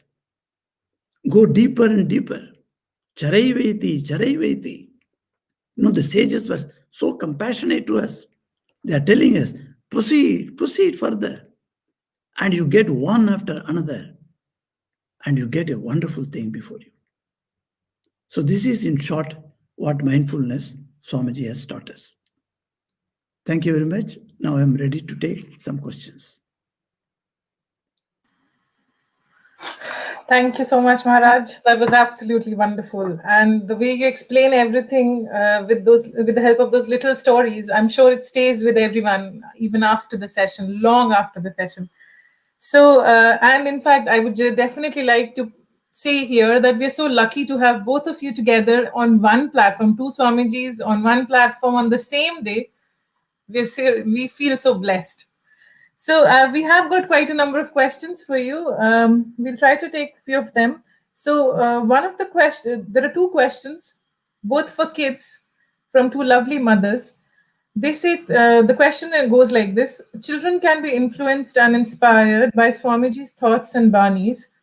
How can we apply those on kids in daily life to make them more calm and composed? And the second one is similar for the kids, where the mother has asked, what are the tips for the kids to practice mindfulness? Yes, very good question. Thank you. Thank you. Thanks to that lady because she has put the perspective, because it's a youth day and we have youth amongst us. So it must be applicable to them. See, first thing is tell the children, you are not a weakling. Never say outside that bring the negative thoughts and tell me, oh, ma, I can't do this. I can't by heart this. I can't understand this mathematics. I can't write my examination. Never allow the children to speak negatively. Give them positive. And secondly, the parents should not say, don't do this, don't do that. Tell them, do this, do that. The parent must be positively oriented, then only they can train their children. What happens to the children? When children say that I cannot, parents say, Baba, you cannot do it. Yes, I understand. Like that is there. Instead of encouraging the boy to get further. So never bring negative thoughts before him. Tell him how wonderful it is. A young boy, Gopalji, how from Jharkhand, from a village deep in Jharkhand, that boy has been offered by 40 firms in US a job at the age of 12. He's considered as a NASA scientist, and NASA is taking him. Only recently the news has come. You see, children have got wonderful talents. What we do, we think my child is not so great. Why? Think that he is great. And now the boys and girls, they must be allowed to practice at least 5 minutes every day. That's why in the early childhood, at 7 age, the Gayatri Mantra was taught in the olden days. But now that may not be the practice everywhere. So at least teach some of the mantras of, say, a prayer to Lord Surya, so that the mind get activated. A prayer to Lord Goddess Saraswati, so that Saraswati's grace comes upon him. Simple prayer. 2 lines stotras. Just to teach them and tell them, sit here. The evening it has come. Mind is quieting down. So now you have played very well. You have come. Wash your feet and hand. Sit here and pray this, at least for 5 minutes. Like that, if we can tell the children and bring them up, because in our childhood times, I remember that how our parents used to make us, after playing, we come back home, we are asked to wash our feet and hands and sit in the prayer room and then chant with them. Okay, because we are children, 5 minutes, that's okay. So in that way, the mind can, exactly the quietness of a saint, you should not expect in the child. If you expect too much also, you see, there is a disappointment. So expect as a child must be there. Because Vivekananda himself, when he was in Hare, he was very, very naughty. And mother, Bhuvneshwari Devi used to tell, I prayed for a son, oh Lord Shiva, instead of you coming, you have sent your Bhutaganas. Because you are so disturbing to everyone. So that naughtiness will be there in the child, let it be there. It doesn't matter. But then at least teach 1 or 2 verses, When I go to people's houses, I ask the children, tell me something about Saraswati mantra or a Gayatri mantra or any mantra, the Hanuman mantra. Because Hanuman gives greatness. You may be very fascinated with Bruce Lee and other modern strong persons, but there is a Hanuman, there is a Bhimsen, who are all so wonderful. Why can't you tell those stories to the children and be proud of our past? So this way, we can definitely encourage the children. Thank you, Maharaj. We have second question from Poonam. She says that's a question related to types of minds. She says, on the subconscious level, are we all connected to each other and the divine? Exactly. What Poonam has said is very good, and we are all interconnected. This universe is not out of us because we are humans, because our mind has progressed to the level of thinking, unlike an animal's level of thinking. Animal can think of the food and certain actions, but not more than that. But they don't know how to build a house for them. Birds do not think of that, but they build in the trees. They do not know how to use cement. But these are all human, when human mind explores all these things, and its thinking level is much, much higher level. So when it is so, we are started thinking we are something different from the nature outside. It is not so. When you go to some forest centers, and then you see lions are there, Gir forest, you go and see the lions. And everybody thinks the lions are outside me. But as the lions are part of the nature, as all the animals are part of the nature, as all the birds are part of the nature, we humans are also part of the nature only. So nature is one big thing with which we are all parts. So we are all connected. I'm connected with you, I'm connected with a bird, I'm connected with the waterfalls, I'm connected with the rivers. So we are interconnected, definitely. Thank you, Maharaj. The third question that we have is from Shantanuda. He says, what is the difference between mindfulness and concentration during meditation? Yes, that's a very good question. Concentration during meditation is a particular thought you are taking. Say, for instance, I am a devotee of a devotional path I am following. I am a devotee of Lord Vishnu. Just an example I'm giving. So I'm putting all my mind, removing all the other thoughts, and try to concentrate with one thought on Lord Vishnu or Holy Mother or Swamiji for himself. So that is called concentration, putting one thought. In mindfulness, I am concentrating, that I am aware of. That is mindfulness. So when I am doing japa, I am doing japa several times, but that japa doing, I may not be aware of it. So mindfulness is going a little deeper and telling that I am doing japa. So I am able to watch myself. I am sakshi to my own actions and thoughts. That is called mindfulness. Thank you, Maharaj. I think we had all the questions. Let me check if we have another one. No, I think that's it. Those were the questions. Thank you so much, Maharaj. You always explain it so well. And thank you so much. We are Thank absolutely you. blessed to have you here, Yes, Swamiji. yes. Thank Swami you. Vivekananda inspires us, as he said, I shall inspire men everywhere. That is the line that he said. As he's still inspiring everyone, and by this type of program, please inculcate Swamiji's ideas slowly into the future generations. That will be good for them. Thank you very much. Thank So you, I Maharaj. take leave of all you. Durga Durga. Durga, Durga. Thank you so much, Maharaj. Okay. As absolutely enthralled. I know. As they say, all good things come to an end, so must this magical evening. So, here we would like to thank both the Swamijis for imparting us with such amazing pearls of spiritual wisdom, all our participants, the audience, the entire Shabash family, including a silent backstage team, Kajal, Abhishek, Shubhajit, and Antara. Thank you so much. And all I'll want to say is may Shamiji's life, his teachings, his philosophy continue to enrich us, enhance our lives through generations to come. So thank you all for joining us. Stay safe, stay blessed, stay well. Goodbye for now. We'll meet soon again. Hari Om Tat Sat. Jai Hind.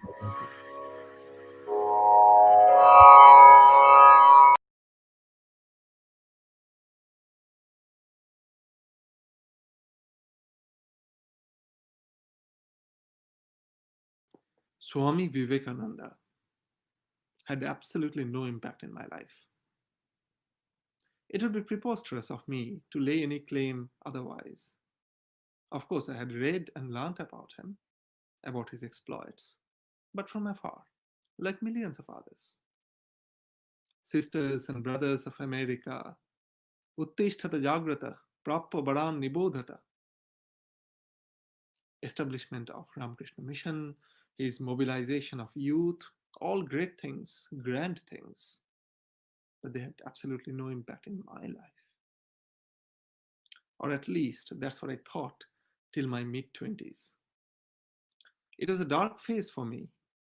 You know, there are times when life throws in a curved ball that shatters all the values that you have grown up with.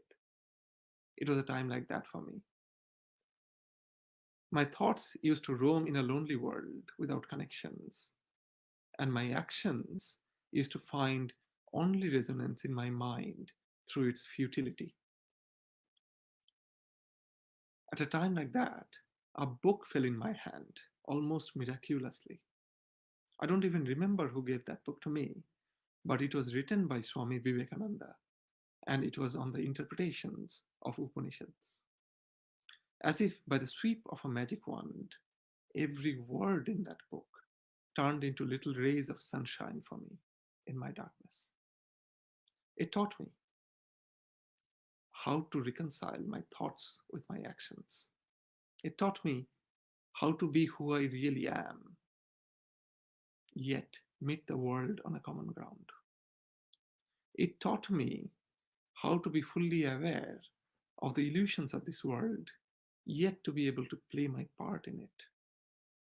Above all, it taught me how to be in charge of my mind, yet let the world go. Today, as we find ourselves increasingly in the tight clutches of our own identities, my mind often drifts back to the words and the thoughts of Swamiji. How he struggled and was able to reconcile his own deep-rooted identities with his immaculate globalism. He can still teach us across time that our identity need not be our refuge, but it can be our strength. It need not be a protective shell, but a trampoline for us to soar ever higher and farther. He can still teach us this if we are willing to listen. My most humble and heartfelt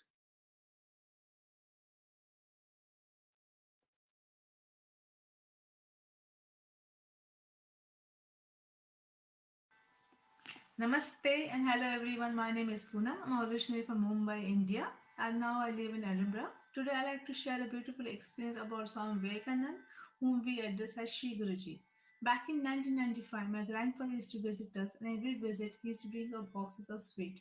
During one of his visits, he alighted from the bus and realized the box was exchanged. He was worried. When he reached home, we opened the box. We saw everything was there. The sweets were there, everything. Surprisingly, there was Shri Guruji's photo, which was miracle. People connected to Shri Guru at that moment. My family and I used to visit quite regularly to Ramakrishna Mission in Khar. Every year we celebrate Shri Guruji's birthday with bhajan and satsang at our place. Shri Guruji has always blessed us and guided us in our life in any circumstances. We are grateful to have Shri Guruji in our life. I like to thank to Shabash for giving this opportunity to speak about Swami Vivekananda or daily Shri Guruji. Thank you very much.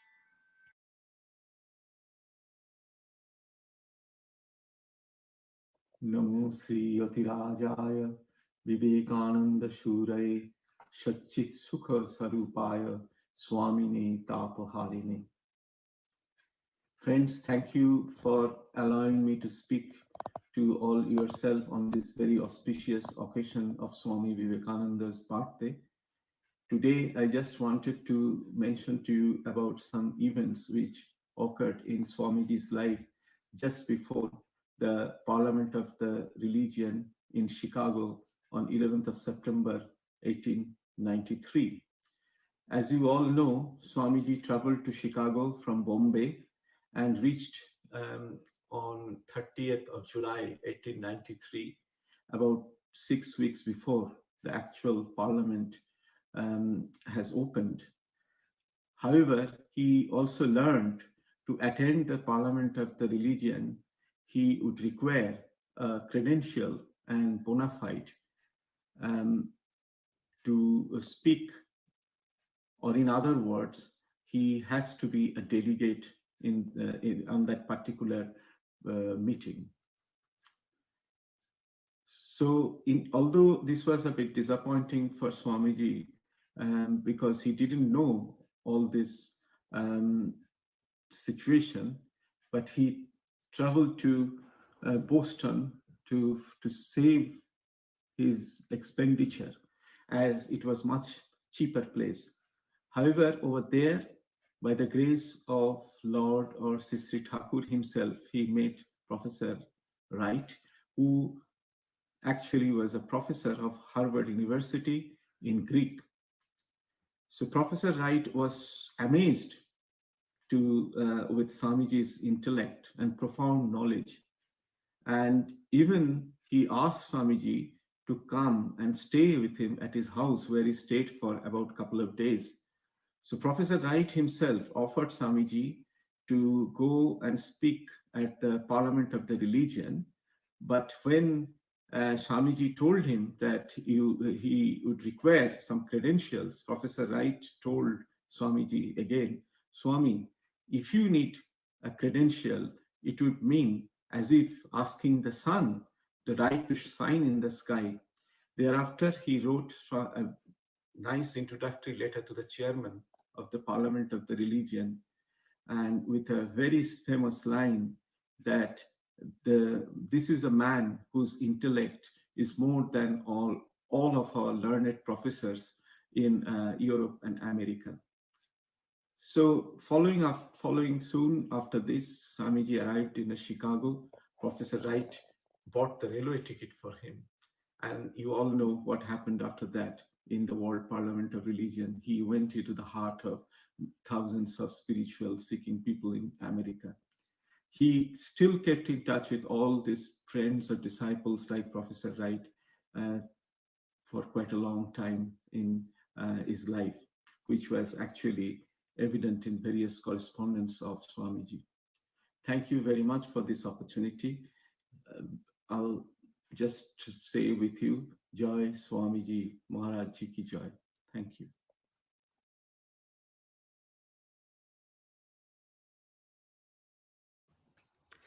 The first thing which strikes me about Swami Vivekananda is his non-conformist behavior. The young man in the 19th century in Calcutta would have only learned about mainstream religions. Instead, he studied the atheist philosophy of Ludwig Feuerbach and still went to the priest in the Dakshineshwar temple who probably had no formal education. Think of his appetite to challenge the societal norms. 150 years back in Calcutta, some kid is trying different hookahs kept for different castes and religions in his father's chamber, who was attorney for Calcutta High Court, and announcing this didn't change his religion and questioning the whole caste and religious dogma and bigotry we have in our society.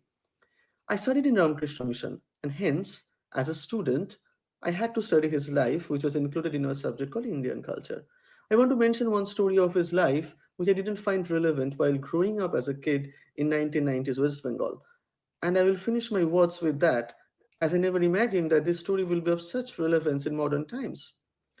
Probably the year was 1896 when an enthusiastic preacher belonging to the Society for the Protection of Cows came for an interview with Swamiji.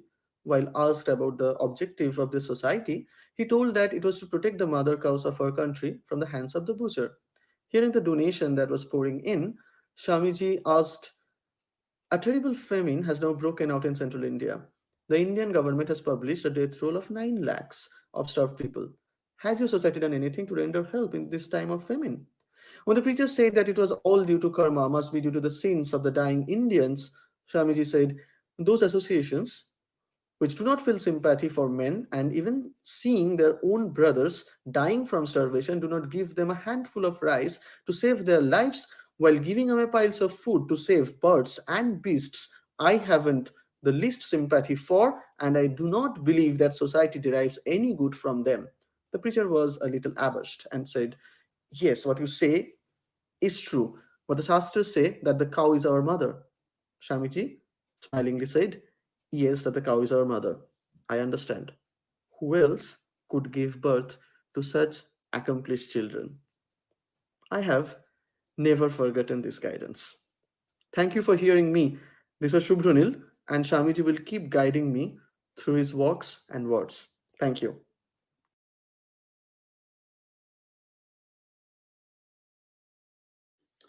Hello everyone, Namaskar. With a lot of courage, I'm here to speak a few words about Swami Vivekananda. I don't possess any qualities or any experience or any knowledge to speak about this great human being.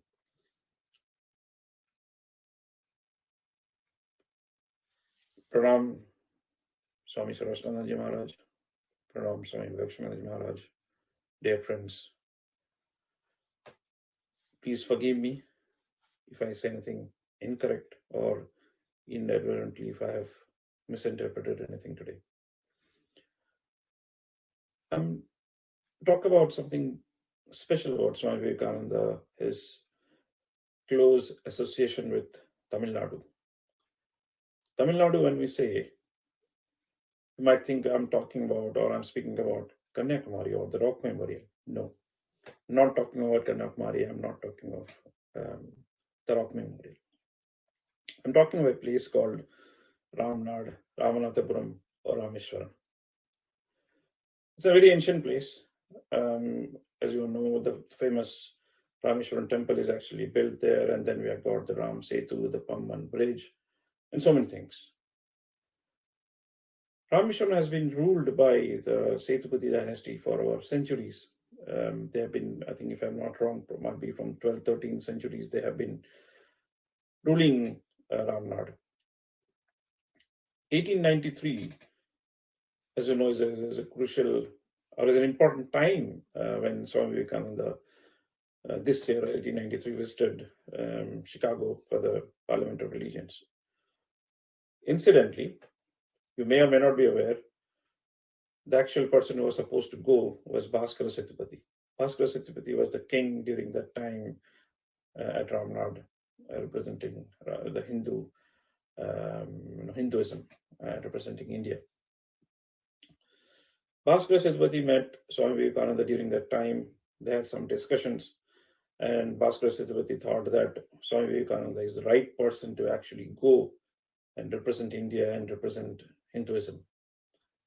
Swami Vivekananda offered his this proposition from Bhaskara Setupati, and he went to the US. Incidentally, again, this trip of Swami Vivekananda was actually sponsored by Bhaskara Setupati. We all know how successful it was. So it was a great, and again, I don't think I'm in any way capable of speaking about what happened, what Vivekananda said, etc. I'm too small a person to say about that. Obviously, when Swami Vivekananda returned back, Bhaskara Setupati organized a lot of a big reception, kind of, in terms of to in honor of Swami Vivekananda. He organized a huge procession. He went personally to receive him. It is said that Bhaskara Setupati offered his head in front of him so that Swami Vivekananda can keep his feet stepping on his head and then get down. Obviously, Swami Vivekananda will not do that, and he tactfully avoided that. They went with the huge procession to the Rameshwaram temple, and and subsequently, Swami Vivekananda actually spoke in the temple as well. There is a memorial currently which is existing in that place where they got down. Swami Vivekananda, in his speech in Rameshwaram temple, told about few small things, but very, very important things. He said, we need to be pure. We need to be pure at heart. We need to be genuine. A lot of us visit temples, right? But how many of us go there with genuineness, with true love of God? If you do not go to If you want to preach anything, if you do not do with great love, with genuineness, with purity, it's of no use. He said that many times. He gave an example of a rich man who had two gardeners. The rich man he used to stay quite far off, and he had a big house, etc. And there are two gardeners. One of the gardeners was very lazy. He never used to work. He used to show off. And whenever the master used to come, he used to say, a lot of things, make stories, etc. On the other hand, there's a gardener who was very hardworking. He used to work by himself. He used to keep quiet. Whenever he used to take care of the land. He used to cultivate fruits, vegetables, take care like his own garden, like his own house. And he used to take all those to his master. So over a period of time, the master realized that the second gardener is actually the real person who is actually love the work, love whatever he does, he's doing with concentration, attention, etc. Swami Vivekananda says that is the person who will actually get all the love and affection from God, not the other one. In a sense, in conclusion, what Swami Vivekananda says, it's what we need is love. We need genuineness. We need purity. We need whatever we do, we have to do with concentration and attention. Thank you. I hope you like whatever I have said. Again, sorry if I have told anything wrong or misinterpreted in a different way. Thank you very much. Have a good evening. Thank you.